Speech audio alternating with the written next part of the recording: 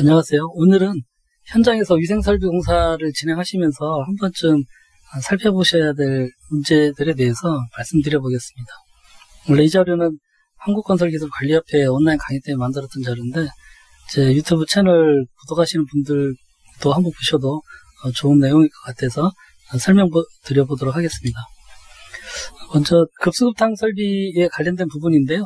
요즘 이제 풋사펌프를 거의 다 사용하고 있기 때문에 급수 풋사펌프가 이제 크게 세 가지 종류로 요즘 설치가 되고 있어요. 예전 초창기에는 보신 그림과처럼 몇 대의 펌프가 설치가 되더라도 그 중에 펌프 하나만 인버터 제어를 하게 되고 나머지 펌프들은 정속 운전으로 대수 제어를 하는 인버터 대수 제어 통합형 펌프, 이 펌프들이 많이 설치를 되었고요. 근래에는 각 펌프마다 개별적으로 인버터 제어 장치를 설치를 해서 제작하는 개별 인버터 방식인데, 이제 인버터가 판넬 안에 있는 경우도 있고요. 펌프하고 일체형으로 펌프 쪽에 인버터가 이렇게 부착되어 있는 그런 타입도 있습니다. 어쨌든 근래 들어서 이제 개별 인버터 급수 펌프가 조금 많이 늘고는 있긴 한데, 급수 부스터 펌프에 쓰는 펌프가 2평 다단 펌프입니다. 2평 다단 펌프는 이 펌프의 성능 곡선 자체가 지금 보시는 이 성능 곡선보다는 상당히 이렇게 좀 경사가 급해요. 이 펌프 자체가 양정을 채워주는 게 목적이고, 유량도 이제 변화되지만 유량의 변화폭보다는 양정의 그 변화폭이 큰 그런 특성을 좀 가지고 있고요. 여러 개의 임펠러가 적중되어 있는 2평 다단 펌프다 보니까 이런 그 상황에서 인버터 제어를 할 때 펌프가 부스터 펌프 여러 대 설치가 되어 있으니까 하나의 펌프가 100% 가동하고 있는 상태에서 다른 펌프가 낮은 헤르츠로 운전을 하게 되면 어느 정도 이하의 헤르츠가 되면 최저 운전할 수밖에 없는 그런 특성이 있어요. 지금 요 성능 곡선에서 보면 이 펌프가 그 설계 유량이나 양정이 이쯤에 해당되는 그 펌프여서 여기에 해당되는 2평 다단 펌프를 설치를 했고, 그 유량에 맞춰서 이제 펌프의 대수는 유량에 맞춰서 이제 늘렸겠죠. 이 상태에서 펌프 하나가 만약에 정속으로 이 운전점으로 급수익의 토출 압력이 되겠죠. 이렇게 가동이 되고 있는 상황이라고 하면 다른 펌프가 이거보다 낮은 헤르츠, 너무 낮은 5, 60%의 헤르츠로 돈다고 하면 이 양정이 부족해서 토출 양정이 부족하기 때문에 그 낮은 헤르츠로 도는 펌프는 최저운전 될 수밖에 없는 그런 상황이 돼요. 이거를 이제 그 펌프 사양마다 좀 살펴보시면 인버터 대수 제어 병합하는 방식, 그 펌프 같으면 한 대만 인버터 운전되고 나머지 펌프들은 대수 제어 된다고 그랬죠. 그래서 이제 가동되는 거를 보면 펌프를 켜게 되면 일단 펌프 한 대, 인버터 제어되는 펌프 한 대에 인버터 헤르츠가 이렇게 올라갑니다. 인버터 헤르츠가 올라가서 그 급수 압력까지 계속 유지를 하는데, 그렇게 해도 계속 불 사용량이 늘어서 그 압을 못 맞추게 되면 압이 떨어지게 되겠죠. 그러면 그 정수 펌프 한 대를 100%를 가동시켜요. 정수 펌프니까 100% 가동되죠. 정수 펌프 한 대가 100% 가동되면 100%까지 끌어올렸던 인버터 펌프는 다시 그 헤르츠를 낮추게 됩니다. 보통은 50%로 낮춰서 다시 끌어올리는 경우가 많아요. 그러니까 펌프는 한 대, 두 대, 세 대 압력에 따라서 정수 펌프가 한 대씩 돌고 붙고 추가로 돌고, 그 추가로 돌 때마다 인버터 그 펌프는 100% 올렸다가 정수 펌프 한 대 붙으면 다시 떨어졌다가 다시 회전수를 끌어올리는 형태로 해서 그 인버터 펌프 한 대가 계속 회전수를 바꿔가면서 그 압을 맞춰주게 되는데, 이 정수 펌프들이 한 대든 두 대든 100% 돌고 있는 펌프가 있으면 이 인버터 제어 펌프를 헤르츠를 낮춰서 끌어올릴 때 너무 낮추게 되면 체절 운전이 되는 것이죠.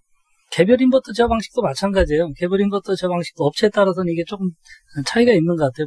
예를 들어 어떤 업체는 인버터 펌프 한 대를 50%에서 100%로 끌어올리고 그렇게 해도 압을 못 채워주게 되면 두 번째 펌프를 가동시킬 때 첫 번째 펌프하고 두 번째 펌프를 같은 헤르츠로 시작해요. 그러니까 예를 들어 첫 번째 펌프가 50에서 100% 갔다가 두 번째 펌프 돌릴 때 60%로 떨어뜨리고 두 번째 펌프도 60%에서 다시 같이 시작하는 거예요. 60에서 같이 시작해서 100까지 가면 세 번째 펌프 가동할 때 그 첫 번째, 두 번째 인버터 펌프 헤르츠를 70까지 떨어뜨려요. 그래서 세 번째 펌프도 70으로 시작해서 새 펌프가 70에서부터 다시 100으로 올라가고, 이런 식으로 그 인버터 펌프들이 하나씩 가동될 때마다 헤르츠를 떨어뜨리는데, 그걸 50%로 떨어뜨릴 수도 있지만, 그렇게 좀 전에 제가 설명드린 것처럼 60%나 70%나 그 펌프 돌아갈 때마다 그 다음 펌프가 돌을 때 어느 정도 양정이 되는지는 추산이 가능하기 때문에 그 유량값하고 양정값을 고려해서 이렇게 설정을 하는 업체가 있는가 하면 어떤 업체는 개별 인버터 펌프임에도 불구하고 인버터 펌프 하나가 가동해서 100%까지 올라가면 이 100% 올라간 인버터 펌프는 그대로 100% 유지하고 두 번째 펌프를 50%서부터 다시 또 끌어올려요. 그래서 두 번째 펌프가 또 100%까지 가동돼도 압력을 다 만족시켜주지 못하면 첫 번째, 두 번째 펌프가 100% 가동되고 있는 상태에서 세 번째 펌프를 인버터 50%서부터 다시 또 100%를 끌어올리는 식으로 이렇게 제어를 하는 그 업체들도 있어요. 그래서 이게 이제 업체들마다 좀 그 차이가 있는 것 같은데 어쨌든 부수압 펌프가 현장에 설치되고 이걸 시운전을 하실 때 어떻게 세팅을 했는지 물론 이제 시운전 전에 아예 장비 발주를 낼 때 그 관계에 대해서 이제 확인해 보셔야 되겠죠. 당신네 업체는 어떻게 인버터 제어를 하느냐 이제 확인해 보시고 만약에 펌프가 어쨌든 들어왔으면 첫 번째 펌프가 정석으로 돌고 있는 상태에서 두 번째 펌프 인버터 펌프의 그 헤르츠를 얼마서부터 시작하는지 그리고 그때 이게 너무 낮게 되면 체절운전이 돼서 어느 정도까지 끌어올리고 또 체절운전이 됐으니까 압력은 또 떨어졌겠죠. 한 대의 펌프가 정석으로 돈다 하더라도 유량이 부족하면 이제 압력이 떨어지면서 두 개가 만나서 다시 이렇게 또 끌어올리는 식으로 될 텐데 그렇게 압력의 헌팅이 생길 수밖에 없어요. 그래서 그 헌팅을 좀 최대한 줄이려면 인버터 급수펌프에서도 인버터 제어하는 최소 헤르츠를 얼마로 둘 것인지에 대해서 한 번쯤 고민해 보실 필요는 있다. 이렇게 말씀드리고 싶고요. 그 다음에 급수급탕 배관을 할 때 대부분 보면 상향분기를 합니다. 상향분기라는 게 뭐냐면 우리 대부분의 위생배관 개통도가 그림 보시는 것처럼 이렇게 되어 있는데 밑에 층 천장에 오배수 배관이나 급수급탕 배관이 있고 거기서 바닥을 뚫고 위층으로 올라와서 위층에 설치된 그 세면기나 싱크대 같은 위생기구에 연결을 하게 되죠. 그래서 수평배관보다 위쪽으로 분기를 해서 이제 위생기구 연결을 하는데 이게 나중에 그 분양 건물이라든지 임대 건물 또는 뭐 리모델링이나 개보수가 많은 경우에는 이게 굉장히 괴로운 방식이에요. 뭐 예를 들자면 이제 윗집에서 그 어떤 점포를 운영을 하고 있고 밑에 층 점포 운영하고 있는데 위층에 이제 중간에 기간이 끝나서 나가고 다른 사람이 들어와서 이제 용도를 바꿔서 리모델링을 해서 이제 공사를 하려고 하다 보면 세면기 여기 있던 거를 절로 옮기면 그 배관을 급수탕 배수 배관을 그쪽으로 옮겨야 되잖아요. 밑에 층 남의 가게에 천정 속에 가서 작업을 해야 되는 그런 상황이 생기죠. 그 밑에 층 천정에 가서 작업을 하면서 마찰도 생기고 그래서 제가 볼 때는 이렇게 분양을 해서 각 층마다 그 소유주가 달라지는 그런 분양 건물이라든지 아니면 뭐 임대 건물이라 하더라도 위층 아래층 그 사용하는 업체들이 다르다든지 또는 리모델링이나 개보수가 많다든지 이런 거 생각하면 근본적으로 하향식 분기 배관으로 어쨌든 하는 게 이제 바람직하다라고 이제 보는데요. 이게 상향식 배관으로 하게 되면 밑에 그 오배수 배관이 있고 급수부탕 배관을 바닥 뚫고 올라가죠. 그래서 이렇게 올라와서 이제 위생기 연결하는데 어디 위치를 바꾸려고 코어를 뚫게 되면 요즘 워낙 스라브 내에 전선관이나 특히 이제 통신관 수량들이 워낙 많이 늘어나서 이렇게 많이 그 전기나 통신 쪽에 손상이 생기고 이걸로 인한 마찰이나 어떤 영업 손실, 어떤 문제 같은 것, 2차적인 문제들이 많이 발생을 해요. 그래서 이렇게 자기층 천장에 오배수 배관은 어쩔 수 없겠죠. 오배수 배관이야 뭐 자연 배수니까 밑에 층 천장에 걸릴 수밖에 없는데 급수급탕 배관만이라도 자기층 천장에서 이렇게 따서 내려오는 식으로 하향분기 방식으로 배관을 하게 되면 어쨌든 코어 청구하는 수량을 한 개라도 좀 줄일 수 있고 뭐 꼭 그런 코어 청구이 아니더라도 어떤 누수가 발생됐다든지 문제가 생겼을 경우에 그 피해라든지 수리가 훨씬 더 용이한 부분들이 있겠죠. 이렇게 그 하향 분기를 안 하고 상향 분기를 하는 거는 저는 이제 두 가지 이유가 있다고 보는데 일단 먼저 상향 분기하는 이 방식이 한두 면에 오배수 배관이나 급수탕 배관을 같이 그릴 수가 있기 때문에 도면 그리는 작업이 조금 편해요. 뭐 오배수 배관은 밑에 층에 그리고 급수탕 배관은 위층 도면에 그리고 그 도면을 나중에 이렇게 좀 보는 것도 좀 어렵지만 그리는 것도 좀 난해하죠. 그래서 이 부분이 이제 설계상의 편의 때문에 좀 그런 부분들이 제가 볼 때는 좀 큰 것 같고 그다음에 이제 또 하나는 이 천정고가 그렇게 높지 그렇다면 일반적으로 뭐 천정구가 이렇게 뭐 몇 메타씩 되지는 않죠. 천정구 얼마 되지 않은 천정구에서 그 중간에 설치된 배관에서 위로 따서 위로 올라와서 바닥서 얼마 안 되는 위치에 이제 이렇게 위생기구를 연결을 하다 보니까 천정에서 내려오는 것보다는 이 길이가 조금 단축은 돼요. 약간 좀 늘어나는데 이거는 천정 속 공간이 어느 정도냐 따라서 좀 다르겠지만 그래서 뭐 이 두 가지 경우 이유 때문에 좀 그런 부분들이 있는 것 같긴 한데 어쨌든 최대한 제가 볼 때는 급수급등 배관만이라도 하향식 분비를 해서 하는 것이 특히 이제 임대 건물이나 이런 오피스 건물 이런 데서는 분양 건물 반드시 좀 필요하다라고 생각을 하고요. 그다음에 이제 그 벽체가 건식 벽체 석고보드죠 주로 그런 부분들에 설치될 때는 위생기구를 고정하기 위한 이 볼트 세면기 같은 게 좀 세면기인데 세면기를 고정하기 위한 볼트를 고정하기 위해서 지지철물 매립이 좀 필요하죠. 그래서 스터드에 철판에 볼트 같은 거를 미리 매설을 해놔야만 나중에 위생기구들이 이제 부착이 가능한데 이게 이제 꼭 위생기구 아니더라도 여러 가지가 있어요. 뭐 장애인용 철물들 이런 게 있을 수 있고 이제 액세서리들도 있죠. 뭐 휴지거리라든지 샤워 헤드 같은 거 이런 부분들도 철판이 빠져버리면 나중에 다 얼마 못 가서 흔들거려서 빠지는 그런 사례들이 생기니까 세면기뿐만 아니라 하여간 이런 각종 액세서리까지도 잘 챙기셔야 돼요. 이 부분들이 초창기에 공사 중에 시공상세도로 잘 되고 그 부분을 또 건축에서 설치할 것인지 아니면 설비가 우리가 철판을 넣어줄 것인지 그 다음에 만약에 이제 건축에서 넣은 것 같으면 잘 넣었는지를 또 확인해야 되겠죠. 나중에 석고보드를 덮고 나면 그 안에 철판이 있는지 없는지 잘 모르니까 자석 같은 걸로 이렇게 좀 대가면서 철판이 있는지 없는지를 또 확인 작업을 다 하셔야지 그 확인 작업까지도 또 누락이 되면 나중에 뭐 건축도 이제 작업팀들이 수시로 바뀌기도 하고 뭐 공사가 길면 중간에 작업팀이 들어왔다 빠지기도 하고 하면서 누락되는 사례들이 좀 많이 생기거든요. 그 다음에 이제 급탕 가열 장치에서 보급수를 어디에 연결해야 되는지 뭐 도면에 표기가 정확히 되면 다행인데 도면 그리는 사람들도 이 부분에 대해서 정확하게 생각을 안 하고 그냥 관례적으로 그렸던 위치에 대충 그린다든지 하면 조금 문제 생길 수가 있는데 일단 급탕 순환펌프의 그 토출 측에 보충수 배관, 급수 배관이죠. 이걸 연결하는 것이 좀 맞다고 봐요. 만약에 급탕 순환펌프의 흡입 측에 설치를 하게 되면 이 다 돌아서 온 압력보다 이 급수 보충 압력이 어떤 게 높을지 좀 상황에 따라 다를 수 있겠죠. 이쪽 급탕 배관 쪽에서 급탕을 많이 빼쓰게 되면 이 환탕 쪽의 압력이 낮아질 수도 있고 그렇게 되면 이 급수가 그대로 이 환탕 배관을 통해서 역으로 들어가는 그런 현상도 배제할 수 없죠. 근데 이제 급탕 순환 펌프의 그 토출체에 묶게 되면 어쨌든 체크 밸브가 있으니까 역류하는 현상을 일단은 막을 수 있고요. 그 다음에 이제 이 급탕 탱크라든지 이 순간급탕 가열기나 이런 부분들에서 반드시 그 가열 장치 이전에 설치를 해야 되죠. 예전에 이제 급탕 탱크에 보면 간혹 급탕 탱크 본체에다가 이 보충수 배관을 연결하는 경우가 있어요. 그러면 이 급탕 펌프 본체에 들어간 찬물이 요 코일에서 이 대류 펌프 가지고 가열이 되면 다행인데 바로 물 상량이 많을 땐 급탕 쪽으로 급탕 배관 쪽으로 그 공급이 되면서 급탕 온도가 갑자기 뚝 떨어지는 가열되지 않은 급수가 바로 공급돼 버리는 그런 현상이 생기기 때문에 반드시 이 급탕 탱크는 요 가열 코일 흡입 측에 순간급탕 가열기하면 당연히 이 환탕 배관 돌아가는 배관 쪽에 설치를 하면 여기서 이제 가열이 돼서 나가겠죠.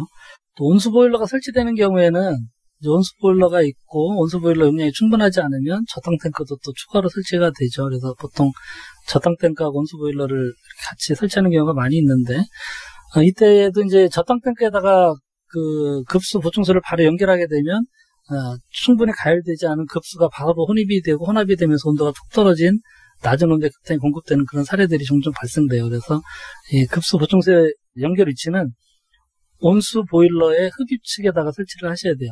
그리고 급탕 순환 펌프의 토출 측 이렇게 하셔야만 들어온 그 차가운 급수와 환탕이 같이 혼합이 돼서 낮은 온도겠죠. 온수 보일러에서 필요한 온도로 55도면 55도, 40도면 45도 뭐 이렇게 가열이 돼서 급탕으로 공급될 수 있는 그런 부분들이 있고요. 그 다음에 이제 급탕 배관에 이제 건물 층고가 높으면 강압 밸브를 설치하는 경우가 있어요. 도면에도 그렇게 돼 있는 경우가 좀 많이 있는데 고층 건물에서 급탕 배관에 감압 밸브가 필요하냐? 급수 배관에는 당연히 이제 감압 밸브가 층마다 다 설치가 되니까 급탕 배관도 이제 같이 이렇게 설치를 하는데, 이거는 급탕이나 환탕 배관의 구성 상황 등을 따져봐서 이게 실제 급탕 배관에 감압 밸브 쓰는 게 필요한지를 좀 판단해 보실 필요가 있어요. 일반적인 급탕 배관 개통도죠. 그래서 순간탕 가열기에서 급탕이 나와서 이제 각 층의 입상관에서 따줄 때, 여기에 급수 쪽에 감압 밸브가 있으니까 이제 급탕에도 지금 감압 밸브를 써준 거예요. 그래서 급탕 가열기에서 예를 들어 0.8메가파스칼로 급탕이 공급이 되고 좀 이제 올라오면서 층고가 떨어졌으니까 이제 0.7kg 정도 걸렸는데, 여기서 0.7메가파스칼인데 0.3메가파스칼로 감압시키는 감압 밸브 하나 달았고, 또 위에 층 조금 올라가니까 또 이제 여기 입상의 자연 수축 때문에 조금 압이 떨어지죠. 그래서 위에는 이제 0.6메가파스칼에서 0.3메가파스칼, 그 다음에 그 위에 층은 또 0.5메가파스칼에서 0.3메가파스칼로 이제 압을 떨어뜨리는 감압 밸브를 설치를 했다고 치면, 그리고 또 보통 입상관의 급탕 입상관의 맨 끝에서는 이렇게 돌려서 나오면서 이제 환탕 배관이 연결이 되죠. 이 환탕 배관의 압력은 급탕 입상관에 걸리는 압력하고 이제 똑같겠죠. 여기가 0.5메가파스칼이니까 환탕도 0.5메가파스칼, 여기 0.6, 0.7인데, 결국 이 환탕 배관을 통해서 0.7의 압력이 이 급탕 배관 쪽으로 밀고 들어가겠죠. 결국은 감압 밸브가 작동이 안 되겠죠. 0.3으로 감압을 못 하겠죠. 왜냐하면 뒤에가 0.7인데. 그래서 이렇게 되면 실제 감압 밸브가 제 기능, 감압 기능 자체를 안 되겠죠. 이 환탕 배관의 압이 그대로 들어가니까. 그래서 그러면 입상에 있는 이 급탕 배관과 환탕 배관 이렇게 돌아오는 루프 배관을 잘라버리면 어떠냐. 잘라버리더라도 여기서는 이제 0.3메가파스칼로 감압을 했어요. 그래서 0.3메가파스칼의 압으로 환탕이 돼서 이제 돌아오면 여기 0.3메가파스칼이겠죠. 환탕 최상부가. 밑에 내려오면 0.4, 0.5, 0.6 계속 올라가겠죠. 자연압 수세에 따라서. 그러면 어느 정도 선에서 요 0.3메가파스칼을 넘어가는 그 부분부터는 계속해서 또 요 환탕 배관의 압이 감압 밸브 2차적 압보다 높아지는 이런 현상이 생기기 때문에 결국은 이따 가서도 감압 밸브가 제 기능을 발휘를 못해요. 어쨌든 이제 이 층고가 높은 건물에서 급수 쪽에 감압 밸브가 설치됐으면 급탕도 일반적으로는 설치를 하는 걸로 설계가 나오는 경우도 많이 있는데, 과연 이게 감압 밸브가 제 기능을 발휘할 수 있는지를 한번 좀 따져보시고 필요성 유무에 대해서 설계사무소나 발주처랑 한번 협의를 해보시는 게 좋겠다, 이렇게 말씀드리고요. 그 다음에 이제 보통 환탕 배관 쪽에 이렇게 급탕 수납 펌프의 토출책이 아니라 흡입축 쪽에 설치가 되면 이 급수 압력이 환탕으로 이렇게 넘어가죠. 보통 급수 압력이 높겠죠. 그래서 이렇게 넘어가 버리니까 또 감압 밸브가 또 무용지물이 되는 거죠. 그래서 어쨌든 급수 보충수는 급탕 수납 펌프의 토출책에 엮어주시는 게 바람직하겠다라고 이제 말씀드리고 싶고요. 환탕 배관에 발안식 밸브를 설치할 필요가 있느냐, 정유량 밸브죠. 유량 제어 밸브를 설치할 필요가 있느냐, 이런 생각이 좀 들 때가 있어요. 펜콜 배관 같은 경우 펜콜도 유량이 이렇게 많지 않은데 각 층에 이제 펜콜 있고 거기에 되돌아오는 리턴 배관 있고, 구조나 이런 거는 보면 급탕 환탕 배관하고 그 펜콜 배관이 똑같아요. 근데 펜콜 배관에는 각 층마다 정유량 밸브 있고 한데 급탕 배관에는 이제 정유량 밸브가 없단 말이죠. 그러면 과연 각 층마다 그 환탕의 그 유량 발안식이 되는 것이냐. 더군다나 이제 그 펜콜 같은 경우야 그나마 그 밀폐된 배관에서 도는 거지만, 급탕 배관은 각 층에서 물 뽑아 쓰니까 각 층마다 또 압력 변동이나 이런 상황들이 굉장히 좀 많이 바뀌고 이래서 그렇게 되면 최상부나 이런 말단 부분에서 급탕 순환이 제대로 되겠는가 이런 생각을 좀 할 때가 있거든요.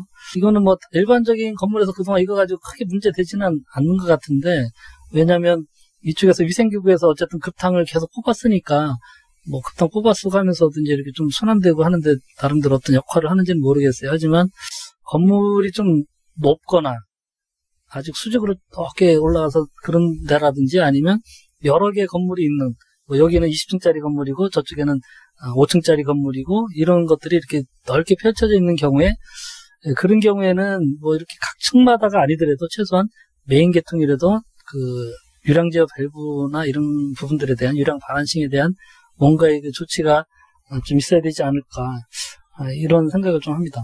그다음에 이제 위생안전 기준에 대해서 좀 말씀드려보면, 음용수 계통에 쓰는 배관 모든 자재에 대해서는 KC의 그 위생안전 기준 인증을 받은 제품을 쓰고 돼 있죠. 그래서 저희가 이제 뭐 자재 선정하거나 발주할 때도 이런 부분들 서류를 확인을 하는데, 요즘 이제 KC 인증 그 센터, 위생안전기준 센터에 들어가 보면 공지사항에 보면 부적합으로 취소된 업체들 리스트가 계속해서 올라오고 있어요. 그 환경부라든지 이런 데서 자체적으로 이제 시장 그 품질 관리 차원에서 이렇게 샘플링 조사를 하다 보니까 계속해서 KC 인증을 받은 제품임에도 불구하고 뭐 나비라든지 이런 것들이 기준치 이상을 초과된 그런 불량 제품들이 계속 확인이 되면서 그런 업체들 계속해서 이제 지금 취소가 되고 있고, 그래서 앞으로 더 이런 부분들 강화를 하겠다라고 하는데, 이게 이제 특히 밸브나 이런 부분들은 대부분 주물 제품들이 지금 아시다시피 이제 중국서 수입이 되다 보니까 이런 부분들에 대한 품질 관리가 제대로 좀 잘 안 되는 것 같아요. 그래서